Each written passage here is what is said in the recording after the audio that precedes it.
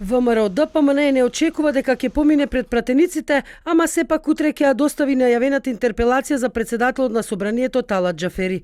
Причина за тоа, велат од партијата, е нестручното и несовесното работење и председавање на Џафери со парламентот. Дафина Стојановска, членка на извршниот комитет, денеска на пресконференција изјави дека откако Џафери е избран за председател на собранието, јавноста се почесто е сведок на скандали во неговото работење.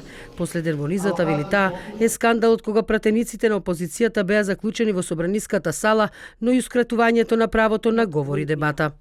Многу пати сме биле сведоци ние како пратеници, а и целата македонска јавност на начинот на кој се водат седниците од страна на председателот, односно на повеќе наврати седниците траеле до раните утрински часови со намера да се ускрати правото на говор и дебата, а со една единствена цел – изгласување на закони кои се од бизнис интерес на коалицијата на власт.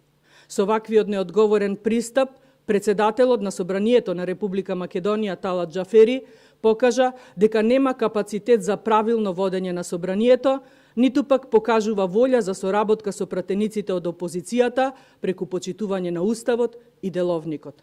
Одлуката за барање за разрешување на Џафери дојде откако председател на собранието неодамна побара да се заклучат собраниските врати од салата, за да можат службите да ги преброат пратениците на седницата на која се расправаше за дополнителниот предлог закон за спречување перење пари и финансирање на тероризам. Предходно беше објавена аудио снимка на која се слуша како Џафери псуе и ги навредува собраниските служби.